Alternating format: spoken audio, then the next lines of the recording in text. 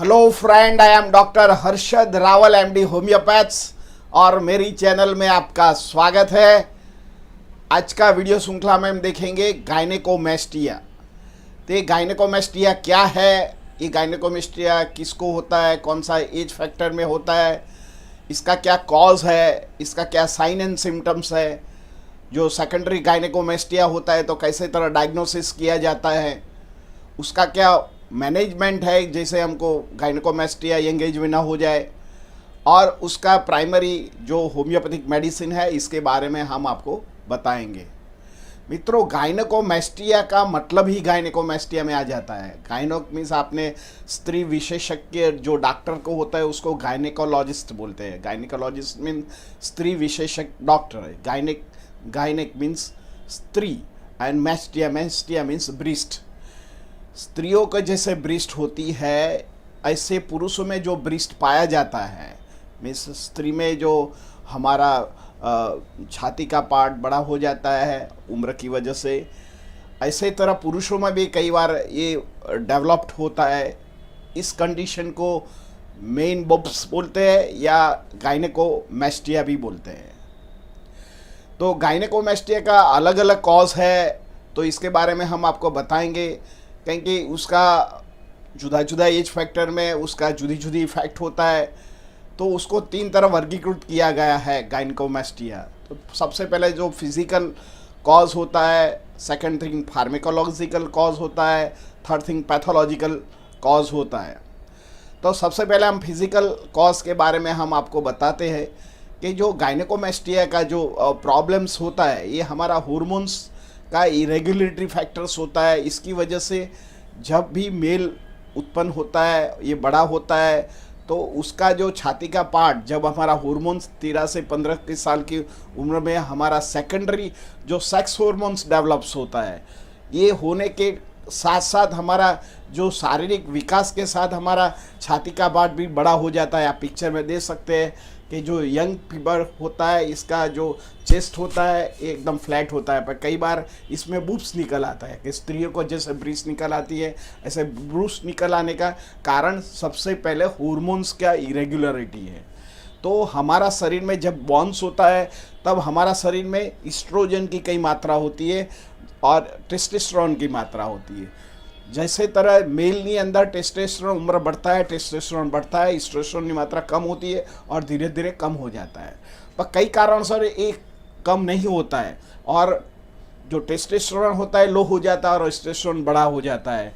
ये इसके कारण ये ब्रेस्ट डेवलपमेंट हो जाता है और इसके कारण प्यूबर्टी में अंदर से 12 से 14 साल से 25 साल की उम्र में ये इतना बड़ा हो जाता है। कई बार तो इतनी शाई आ जाती है, कई बार खुला कपड़ा में बैठने में बच्चों को दिक्कत आती है।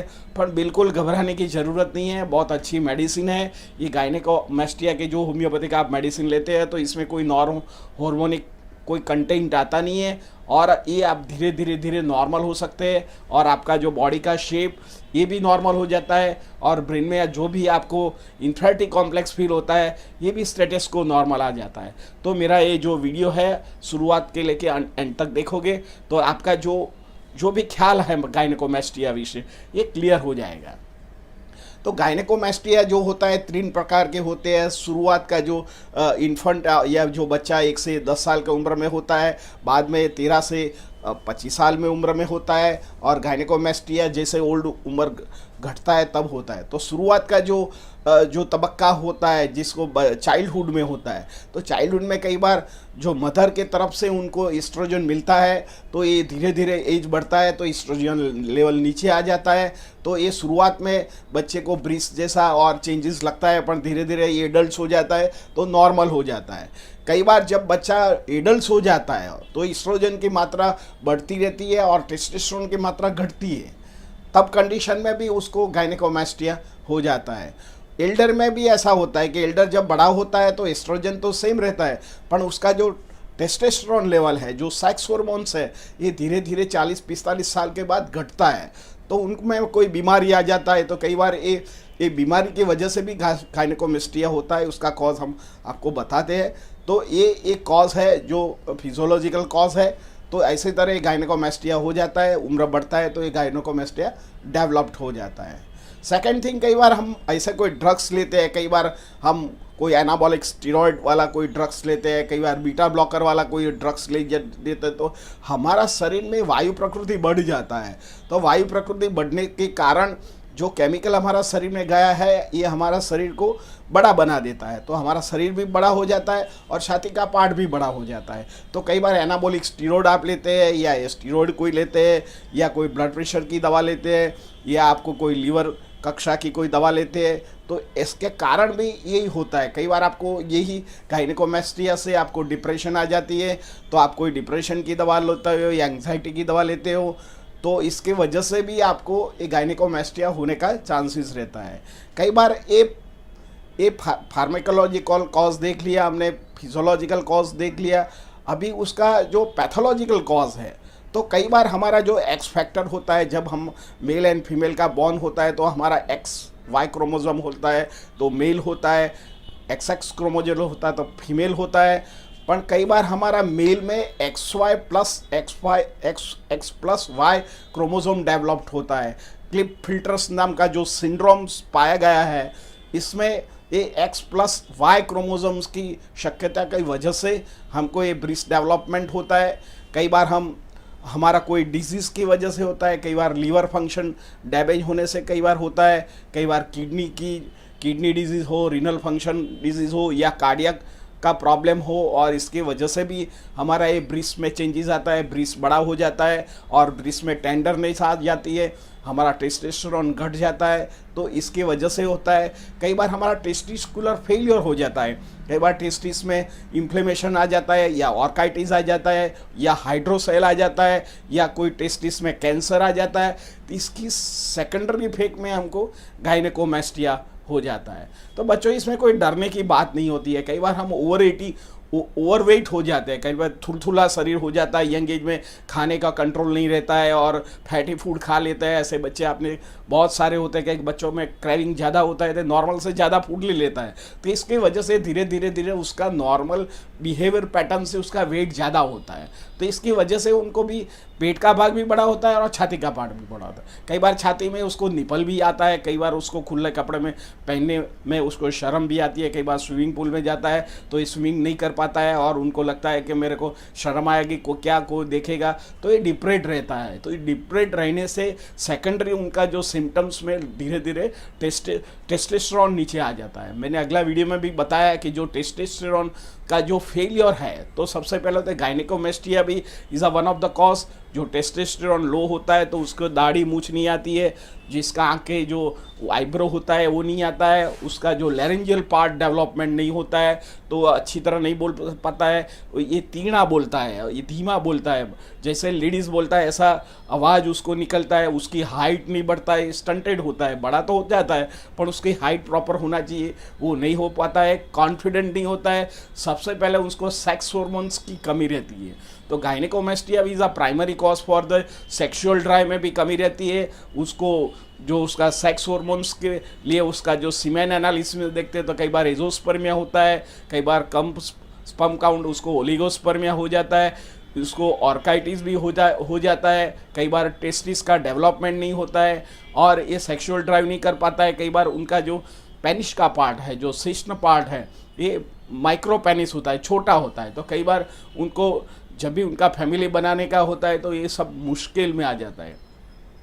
पर ऐसे जो पेशेंट को कोई डरने की बात नहीं है, इनके लिए मैं आपको बताता हूँ, ये आप धीरे धीरे करते रहो तो ये आपका ये रिवर्सिबल है।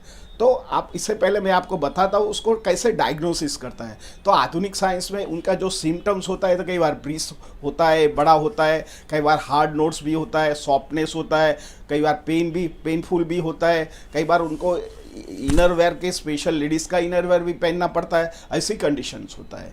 तो इन लोगों को कई बार कैसे डायग्नोसिस होता है, तो कई बार उसके 0.01% इसमें कैंसर का भी शक्यता हो जाता है, कारण कि ये कुदरत से विरुद्ध हो जाता है तो बहुत लंबे टाइम रहता है, तो गायनेकोमेस्टियल कैंसर हो जाता है। तो आधुनिक साइंस में उसको हार्मोन्स का टेस्ट कराता है, मेमोग्राफी कराता है, कई बार बायोप्सी करने से भी मालूम पड़ जाता है, कई बार फिजिकल एग्जामिनेशन से भी मालूम पड़ जाता है। पर ऐसे बच्चों को सबसे पहले उसको एक्सरसाइज करना चाहिए, तो रेगुलर जो एक्सरसाइज करे और बाहर का जो फूड है, ऑयली फूड है, बटर है, चीज़ चीज़ है ये कम खाएं। आप शॉर्ट आप हिल क्लब में जाइए, कहीं भी चाहिए, पर इसमें आप कोई एनाबॉलिक स्टीरॉयड और ऐसे प्रोटीन की मात्रा मत लो कि जैसा आपका शरीर थुलथुला हो जाए। कहीं आपका जब भी प्रोटीन की मात्रा और एनाबॉलिक स्टीरॉयड बंद कर देते हैं तो अमुक पोर्शन तो विड्रॉन हो जाते हैं, अपन के पेट का भाग है और छाती के बाद फिर से विड्रॉन नहीं होता है, तो ये प्राइमरी गायनेकोमेस्टिया होने का चांसेस रहता है। मित्रों, यंग एज में गायनेकोमेस्टिया एंड ओबेसिटी नहीं होना चाहिए, कारण कि ये हमारा शरीर का हेल्थ का एक बैरोमीटर है। आप ओल्ड उम्र है जाते हैं और आपका जो हेरिडिटरी में वेट है तो ये सेकेंडरी कॉज है, पर आप फिजिकल फिट तो होना ही चाहिए, कारण कि जितना यंग एज में आप फिजिकल फिटनेस रहोगे इतना लंबे टाइम तक तुम्हारा हेल्थ अच्छा फिजिकल रहेगा और मेंटल भी रहेगा। मित्रों, जो भी कुछ नहीं आता है तो आप सूर्य नमस्कार कर सकते हैं। आप फिगर में भी देख सकते हैं कि सूर्य नमस्कार की जो बाहर मात्रा है ये हमारा सारा शरीर को निचोड़ के एक्सरसाइज देता है। ये माइक्रो ऑर्गन एक्सरसाइज है, ये हमारा मेंटल को भी सशक्त बनाता है, हमारा ज्ञान तंत्र को भी सशक्त बनाता है और हमारा जो मांसपेशी है उसको रीएस्टाब्लिश कर देता है। जो हमारा जो शेप होता है धीरे धीरे शेपिंग में आ जाता है। कई बार हम फिजिकल एक्सरसाइज करते तो थक जाते तो छोड़ देते, पर योगा ने अंदर हमको थकान नहीं लगता है। हाँ, शुरुआत के योग करते हैं तो आपको पेन लगता है, तो ये पेन अच्छे के लिए है। देखो आप, पेन दो प्रकार के होते हैं, एक पेनफुल कंडीशन पेन होता है, एक एक्सरसाइज के ड्यूरिंग पेन होता है। पर जब आप एक्सरसाइज बंद कर देते हैं तो पेन चला जाता है। तो जब आप मोशन में होता है और आपके शरीर के लिए भलाई के लिए अच्छे के लिए जो पेन होता है ये अच्छा पेन है। तो आप जब एक्सरसाइज हो जाए और आपको पेन लगे तो आप कॉन्फिडेंट मत घुमाइए, एक दो दिन पैर दुखे तो दुखने दो, पर आपका शरीर में जो भी वात प्रकृति है, जो भी ज़्यादा खुराक खा लिया है उसको आपको पाचन करना जरूरी है, नहीं तो धीरे धीरे स्टोर हो जाता है और धीरे धीरे स्टोर होने से हमको मोटापा भी आ सकता है। मोटापा से डायबिटीज़ भी हो सकता है, किडनी प्रॉब्लम भी हो सकता है, आप वंध्यत्व भी आ सकता है, नपुंसकता का प्रॉब्लम हो सकता है, प्रीमेच्योर इजेक्यूलेशन का प्रॉब्लम हो सकता है, या आपको ईडी का भी प्रॉब्लम हो सकता है। तो मित्रों, सबसे मोटा मोटी तो आपको सबसे पहले एक्सरसाइज करने का है। जो भी आपको लगे तो 1 कलाक एक्सरसाइज करो। सेकंड थिंग, आपका जो भी फैट फूड है वो बंद कर दो, क्योंकि फैट फूड में कोई एनर्जी लेवल मिलता नहीं है। तो आप बने तो प्रोटीन पदार्थ ज़्यादा लीजिए। आप नॉन वेज हो तो नॉन वेजिटेरियन यंग है तो ले सकते हैं, जो नॉन वेजिटेरियन नहीं खा सकते हैं तो आप मिल्क प्रोडक्ट, जो एनिमल प्रोडक्ट मिल्क प्रोडक्ट वो ले सकते हैं। इसमें भी भरपूर मात्रा में प्रोटीन्स होता है, सीरियल में भी प्रोटीन्स होता है, और सूर्य नमस्कार करो, शॉर्ट आपको ये रीएस्टैब्लिश हो सकता है। मित्रों, तो भी नहीं होता है तो आपको होम्योपैथिक आपकी मास्टर ब्लास्टर मेडिसिन है। होम्योपैथिक की दवा में कोई हार्मोन्स वाली कोई मेडिसिन होती नहीं है। आधुनिक साइंस में जब टेस्ट कराते हैं तो कई बार टेस्टोस्टेरोन कम होता है या टेस्टोस्टेरोन कम होता है तो ये लोग बाहर से कोई हार्मोन वाली दवा लेते हैं, तो इसका कई बार साइड इफेक्ट आता है और उसका जो परिणाम है आपको सफ़र करना पड़ता है। पर मित्रों, होम्योपैथिक में इसकी कोई साइड इफेक्ट्स नहीं है। मैं आपको मोटा मोटी 5 मेडिसिन बताता हूँ। ये वंडर मेडिसिन है, आप लेते रहने का, थोड़ा लॉन्ग टर्म लेना पड़ता है, कारण कि ये जो आपका शरीर में जो फेरफार जो आपके बोन से आया हुआ है उसको रीएस्टैब्लिश करने में एक टेक टाइम। तो सबसे पहले कोनाइम मेडिसिन है हमारा होम्योपैथिक में। जो टेस्टिकुलर फेलियर होता है या टेस्टिस डेवलपमेंट नहीं होता है, कई बार टेस्टिस छोटा होता है, कई बार विड्रॉन टेस्टिस हो जाता है, ये conium mac 200 potency is a master drugs. आप 200 पोटेंसी में कोनियम मैक्यूलेटम 200 पोटेंसी में एक ही डोज लेने का है और 45 डेज तक लेते रहने का है। सेकंड दवा है टेस्टिस 3x पोटेंसी। कई बार टेस्टिस में हार्डनेस आया हो या कई बार इसमें कॉन्कर्ड भी होने का चांसेस रहो या कैंसरस डायसिस भी हुआ हो, तो ये टेस्टिस 3x जो पोटेंसी है ये वेरी वेल एस्टैब्लिश करता है। जो हमारा इनर जो सेल है इसको रिथमेटिक में कर सकता है। आपका जो सेक्सुअल फंक्शंस है उनको भी एनहेंस करता है। टेस्टिस में वो टेस्टोस्टेरोन भी बढ़ाने की इसमें बहुत मास्टर औषधि है। ये हमारा होम्योपैथिक ग्रंथों में भी उसका विवरण किया गया है। तो आप टेस्टिस 3x पोटेंसी में इज अ मास्टर ड्रग्स है। कई बार आपको लो स्पर्म काउंट होता है तो इसमें ये ड्रग्स बहुत काम करता है। कई बार आपका शरीर थुलथुला हो जाए तो कैलकेरिया कार्ब 30 पोटेंसी, आपके कैलकेरिया का बेबी देखा है, उसका फेस भी बड़ा होता है, ये दौड़ता है तो छाती का पार्ट भी और पेट का पार्ट भी हलता है, छाता जांघों का मसल्स भी हलता है और ये थुलथुला होता है। कई बार कुदरती होता है, कई बार थायराइड की वजह से भी होता है। तो जीनेटिक थायराइड की वजह से क्लेफ्ट फिल्टर सिंड्रोम होता है, इसके वजह से भी यही जो थुलथुलापन आया हुआ हो, तो इसमें डरने की बात नहीं है। जो कैलकेरिया कार्ब जो हमारी जो मेडिसिन है ये हमारा मसल पास को ट्विस्टिंग करता है कुदरती, तो उसको लंबे टाइम लो 30 पोटेंसी में लेने का है। और ये कैलकेरिया कार्ब हमारा जो कैल्शियम लेवल है उसको ठीक कर सकता है। जो कैल्शियम लेवल ठीक करता है तो हमारा मांसपेशी और रिदम ठीक करता है। मित्रों, जब बॉडी में हमारा कैल्शियम लेवल घट जाता है तो हमको थकान लग जाता है, मसल फटिग लग जाता है, हमारे हाथ पैर में नमनेस आ जाती है। तो ऐसी कंडीशन जब होता है, जब थुलथुलापन शरीर होता है, तभी भी होता है। तो एक कैलकेरिया कार्ब जो होम्योपैथिक मेडिसिन है ये मास्टर ड्रग्स है। जो चौथा नंबर की जो दवा है काली आयोडीनम, जो आयोडीन की मात्रा हमारा शरीर में कम हो जाते हैं और आयोडीन के जो फैक्टर की कम मात्रा की वजह से जो हमारा शरीर में थुलथुलापन आया हो और थायराइड फंक्शन भी जो डैमेज होता है, तो काली आयोडीन नाम की जो दवा होती है ये मास्टर ड्रग्स है। तो आपको काली आयोडीन 30 पोटेंसी में सुबह दोपहर शाम को ले सकते हैं। मित्रों, ये जो मेरा वीडियो है गायनेकोमेस्टिया प्रॉब्लम में, और जो गायनेकोमेस्टिया प्रॉब्लम से आपको डिप्रेशन आ जाता है, एंग्जाइटी आ जाता है, गमता नहीं है, इन्फिनिटी कॉम्प्लेक्स फील होता है, मित्रों के साथ आप इंटरेक्ट नहीं कर पाता है, नींद नहीं आती है, आपको लगता है कि मैं कोई फीमेल के साथ इंटरेक्ट कर सकता हूँ कि नहीं कर सकता हूँ, और उनको कंटिन्यूस फियर लगता है, और उनको जब भी ग्लास में मिरर में देखता है तब उनको इन्फीरियर फियर आता है, कॉलेज में अकेला अकेला घूमता है, उसकी हाइट नहीं बढ़ता है, उनका बाल भी निकल आता है, शरीर में अशक्ति आ जाती है, नींद नहीं आती है। Nobody can explain his on self. उनका जो प्रॉब्लम है किसके साथ शेयर नहीं करता है, पर्टिकुलरली लेडीज़ फीमेल के साथ तो वो जा नहीं पाता है, क्योंकि उसका जो फिगर है देखा हुआ है ये लेडीज़ जैसा लगता है। तो ऐसा जब उसको विवरण लगे और ऐसा आप में जो प्रॉब्लम लगे, तो इस शेपिया 30 potency is a master drugs है। तो शेपिया क्या करता है, हमारा शरीर और मन को भी ठीक करता है। इन्फ्लेमेशंस में जो ब्रेन में भी हमारा जो विचार ऐसा आता है, तो मैंने कई पेशेंट को शेपिया दिया है।